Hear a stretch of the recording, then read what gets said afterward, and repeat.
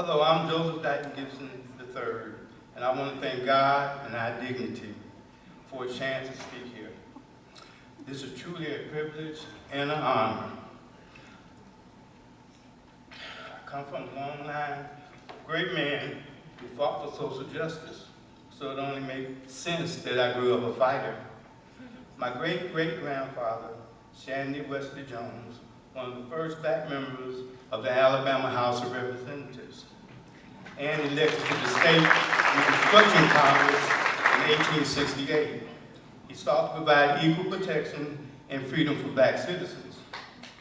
My grandfather, Dr. Joseph Dyton Gibson Sr., was Marcus Garvey's personal physician and Surgeon General to the Universal Negro Improvement Association, involved in helping blacks return to Africa in the 1920s, and helping to organize social justice movements and restore dignity to the black communities. My dad was one of the first black DJs in the United States, in Chicago, Illinois, who was known as the father of black radio.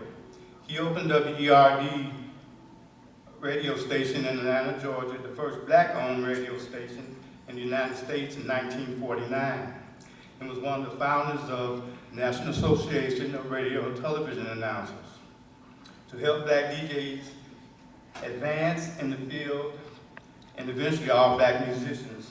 He's also enshrined in the Rock and Roll Hall of Fame and has an exhibit at the Smithsonian Institute. Some of you may remember him. His name was Jack the Rapper Gibson.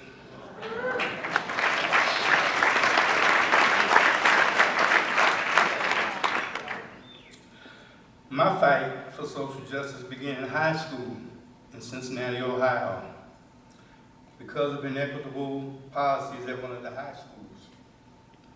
The black students were restricted to certain areas of the cafeteria at Withrow High School. To address this, I helped create the Black Student Union that's united several high schools. So, to fight this injustice, the Black Student Union organized the sit-in. Several of us ended in jail, including myself. As a result of this, local black and white organizations got involved. There was a strike, but at the end of the strike, Withrow High School had the same cafeteria policies for all students, regardless of their color of skin.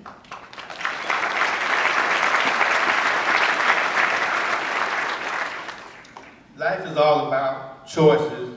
I'm sure you would agree.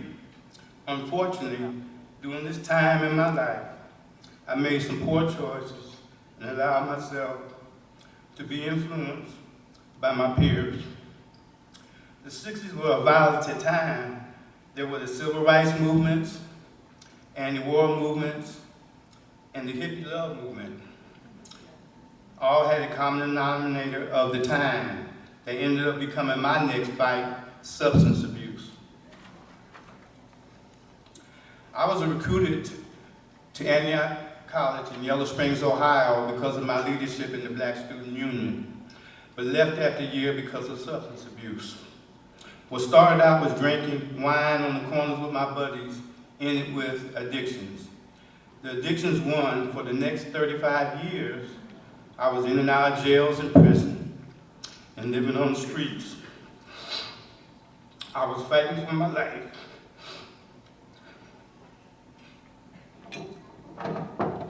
While in drug possession in 2003, a friend of mine became my fighter. She asked me if I was ready to change, and I said yes.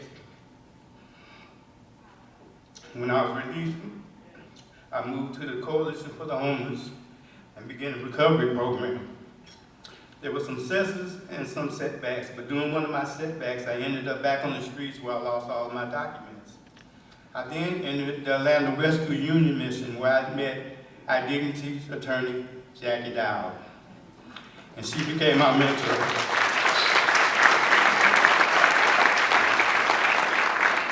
Because I was a law clerk in prison, I could talk her talk.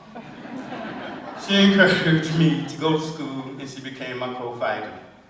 Keep in mind at this time there was no IDignity, and yet Jackie figured out a way for me to get my driver's license.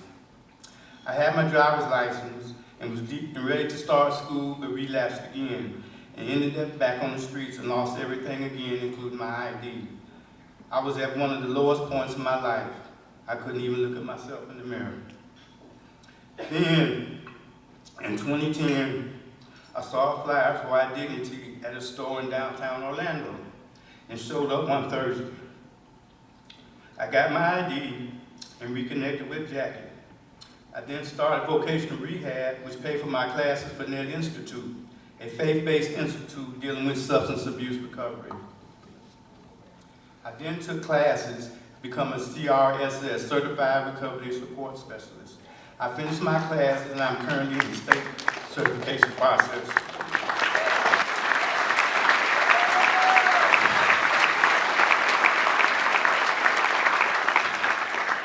I'm also currently enrolled at Liberty University, working on my paralegal degree.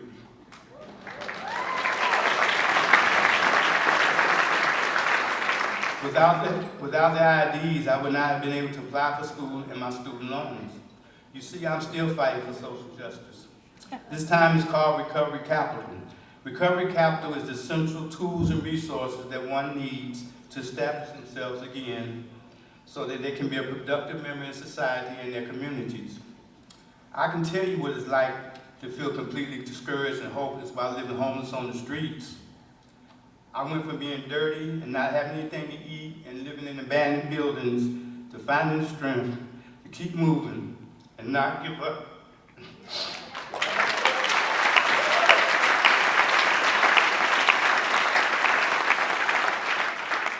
A fighter always sees the light at the end of the tunnel. I've come full circle and have my own place, a truck, and the support of my family. I'm wearing this outfit that my daughter Jarvis bought me in Hawaii, where she's serving in the AmeriCorps after she graduated from Spelman College in Atlanta. She's here tonight.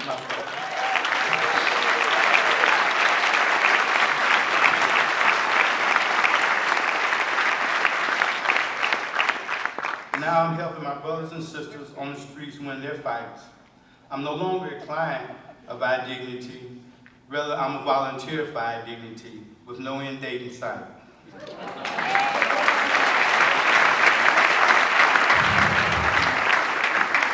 I believe that you set an example by being an example. I know my mission in life is to help others like others have helped me, like Jackie and IDignity. As you know, it's impossible to do anything without an ID. Without IDignity, there is no recovery capital. Remember, our greatest achievements in life is to love God, to love others, and ourselves. When I look in the mirror, I no longer turn away. Now, when I look in the mirror, I smile because I have my IDignity back. Thank you.